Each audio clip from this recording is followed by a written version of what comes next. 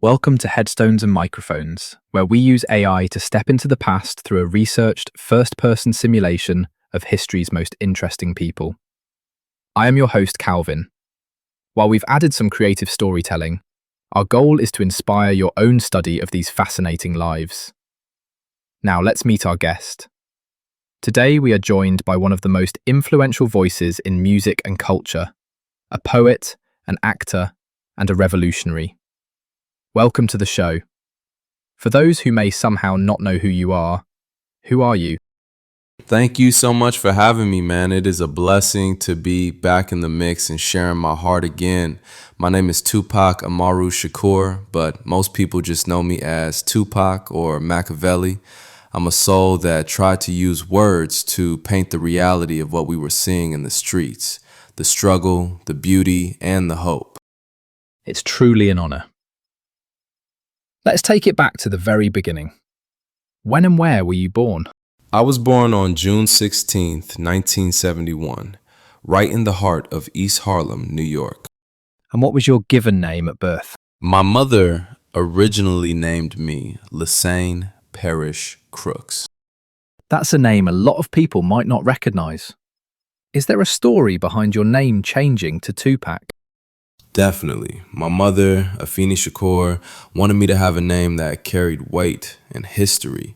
She renamed me Tupac Amaru after a revolutionary Inca chief who led a rebellion against the Spanish. It means shining serpent. She wanted me to know that I came from a line of fighters and people who stood up for what they believed in. What was your hometown like growing up? Growing up in Harlem and later the Bronx, it was vibrant but tough, There was music and life everywhere, but there was also a lot of poverty and struggle. When we moved to Baltimore, Maryland, things shifted for me because I got into the arts. Baltimore felt like a place where I could breathe and actually see a future in my creativity. What was your family life like? It was intense. My mother was a member of the Black Panthers, so I grew up with a very strong political consciousness. We didn't have much money. We moved around a lot, often living in shelters. But my house was always filled with deep conversation and the spirit of revolution. My mother was my hero. She taught me how to think for myself, even when the world tried to tell me who I was. What kind of kid were you? I was a bit of a nerdy kid, to be honest. I wasn't out there playing basketball like everyone else. I was inside writing poetry, reading books, and watching a lot of TV. I was very sensitive and spent a lot of time in my own head, just observing everything around me. What were your biggest fears growing up? My biggest fear was just being ordinary or not being able to take care of my mother. I saw how hard she worked and the battles she fought, and I feared that I wouldn't be strong enough to change our situation. What did you dream of becoming as a child? I wanted to be an actor and a performer. I loved the stage. I felt like I could be anyone when I was acting. What were some of your favorite activities in school? Oh, definitely the drama department and poetry. When I got to the Baltimore School for the Arts, I was in heaven. I was performing Shakespeare and even played the Mouse King in The Nutcracker. That school was where I realized that my voice had power. What was your first job? My first real break into the business was working as a roadie and a backup dancer for the group Digital Underground. I was the guy carrying the equipment and keeping the energy up on stage before I ever got to touch a microphone. Was there a moment where you realized you were different from everyone else? It was probably during those Shakespeare classes. I look around and see that I was connecting with these old stories in a way that felt modern. I realized I could bridge the gap between the street and the stage. I knew I had a mission that was bigger than just making songs.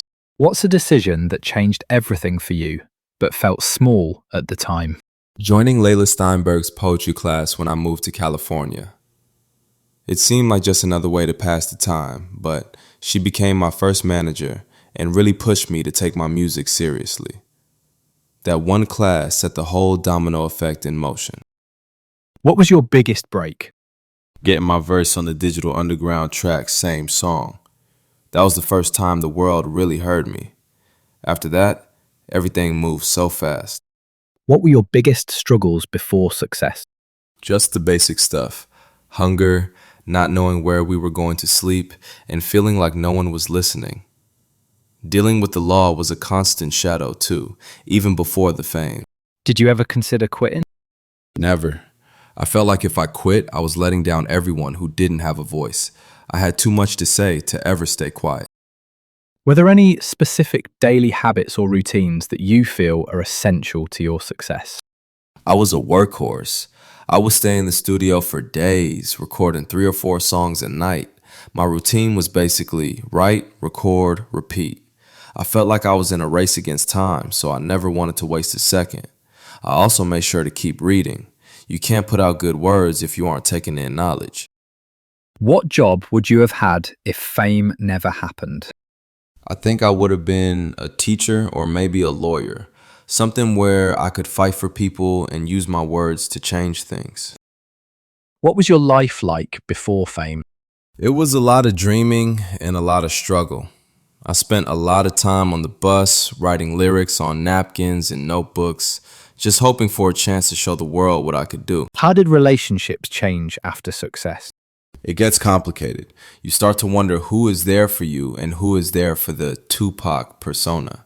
It makes your circle smaller, but it makes the real connections you do have feel a lot more important. Did fame bring happiness? It brought the ability to take care of my family, which was my biggest goal. But happiness? That's something you have to find inside yourself. Fame is just a spotlight. It doesn't change what's happening in the dark.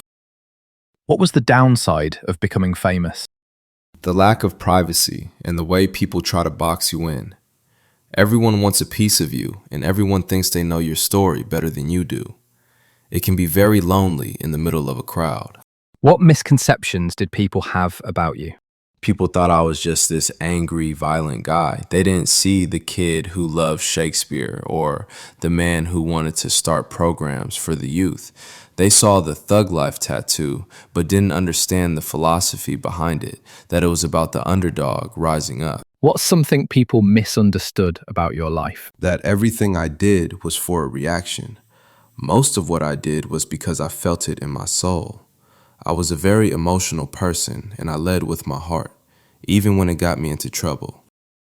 Tell me about a time when everything went wrong, and how did you handle it? There were many times, but I always lived by the idea that through every dark night, there's a bright day. I just stick my chest out, keep my head up, and handle it. You can't let the weight of the world crush you. Who had the biggest influence on your life?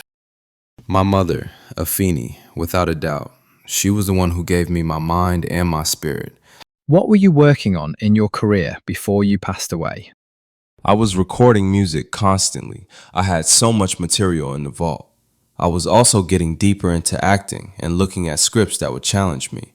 I wanted to move into producing and directing too. When and where and how did you pass away, and how old were you? I passed away on September 13th, 1996 in Las Vegas. I was only 25 years old. What's a random fact about you most people have never heard? I actually auditioned for the role of Bubba in Forrest Gump. I didn't get the part, but I always thought that would have been a wild role to play. What was your favorite food? Fried chicken wings with plenty of hot sauce and a big side of macaroni and cheese. And you had to wash it down with a sun-kissed orange soda. What was your favorite book? I loved The Catcher in the Rye. I felt a real connection to Holden Caulfield and that feeling of being an outsider looking in. What's your funniest behind-the-scenes moment? Just clowning around on the set of music videos. When we were filming How Do You Want It, we were just having a blast, laughing and joking the whole time. People see the serious side of me, but I love to laugh and have a good time with my friends. What advice would you give people chasing success? Don't stop dreaming. Reality is often wrong. Dreams are what's real. You have to be willing to pay the price to make them come true. And always, always keep your head up. This has been incredible. Do you have any closing remarks about the interview or the stories you shared that you would like to share with the listeners before we sign off? I just want to say thank you for listening to my story.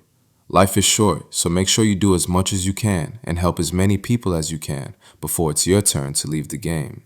Stay true to yourself and never let your spark go out. Thanks for having me, Calvin. It's been a beautiful time. Thank you, Tupac. What an amazing look into the life of a true legend. From the Shakespearean beginnings to the heights of global fame, your voice still resonates today. And that wraps up another conversation from Beyond the Grave. Thanks for joining us on the Headstones and Microphones podcast. Remember, legends may die, but their stories never do. Please help spread the word by sharing and following the pod.